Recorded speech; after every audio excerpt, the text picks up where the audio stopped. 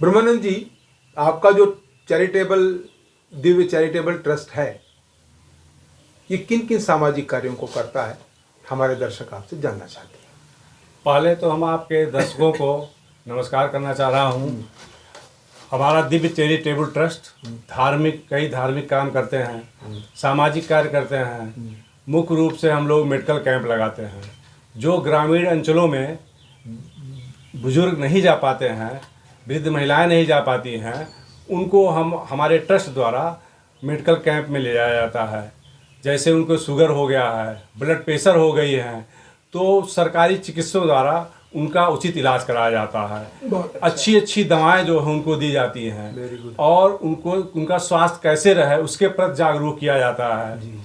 और जैसे हमारे यहाँ बुजुर्ग महिलाएं हैं, वृद्ध हैं, वो धार्मिक स्थानों पर नहीं जाते हैं। हम लोग बस बुक करते हैं और बस बुक करके उनको अयोध्या धाम धार्मिक स्थानों पर ले जाते हैं, उनका दर्शन कराते हैं, उनको भोजन भी निःशुल्क देते हैं। और हमारा संस्था ट्रस्ट जो है हमारा, वो पर्यावरण के लिए भी काम करता है।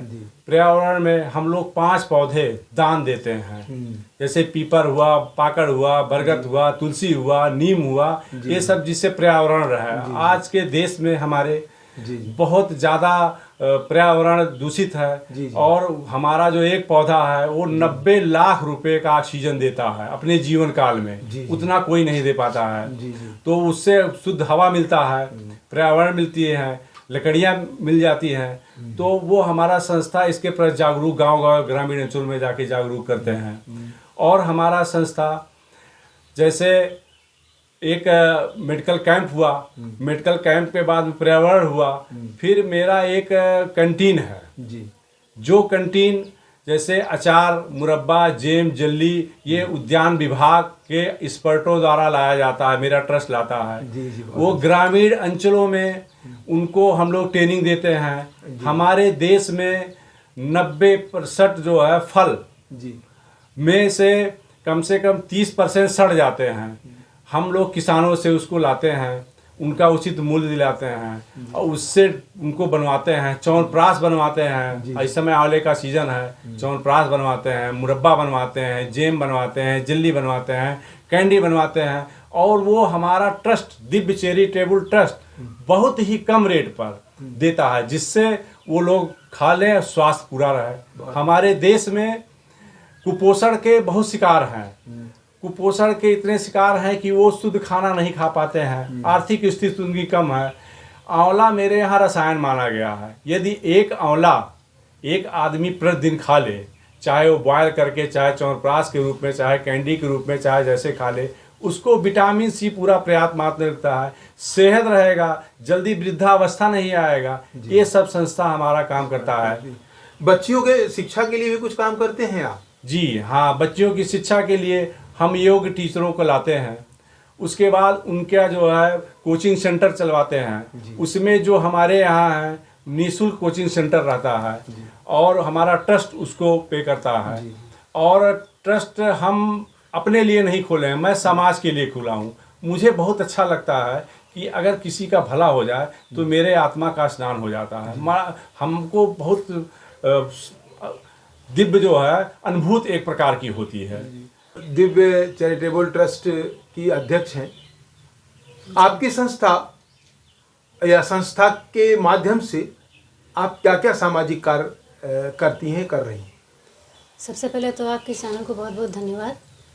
और मेरी जो संस्था है, जो ट्रस्ट हमारा है, तो उसके माध्यम से हम ये चाहते हैं कि सबसे पहले हम अपने महिलाओं पे ध्यान देना चाहते हैं कि महिलाएं बेरोज़गार ना रहें।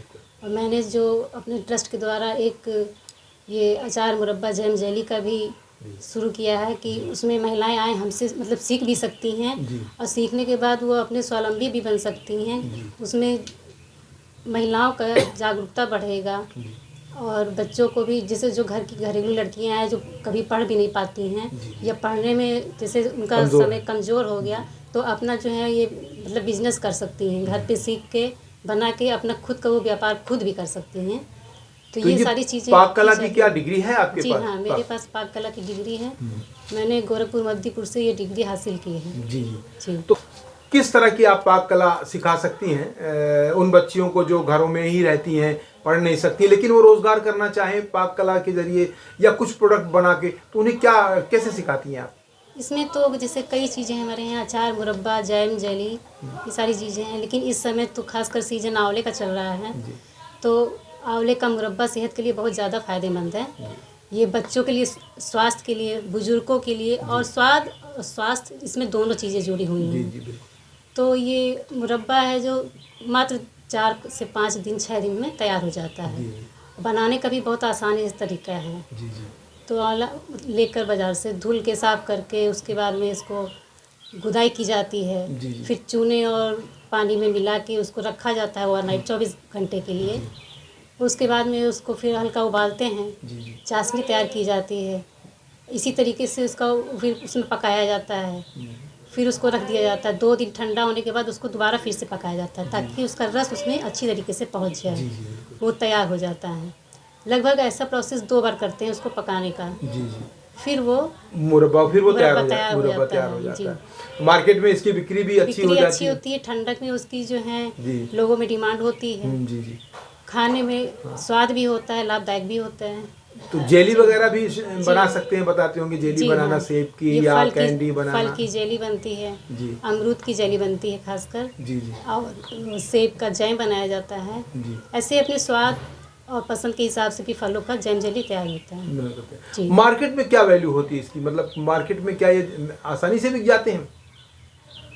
मार्केट में वैल्यू क्या, जैसे ये हमारे ट्रस्ट के द्वारा जो है लोगों को तो बताया जाता है, पहुंचाया जाता है कि हाँ ये चीज़ स्वास्थ्य के लिए अच्छा है, इसको उपयोग में करिए। जैसे आप लोग बाज़ार में टॉफ़ी और बिस्किट इससे नाश्ता बनाते हैं अपना, तो उसकी अपेक्षा अगर ये घर की बनी चीज़ें खाएंगे तो ये ज़्यादा बेटर होगा।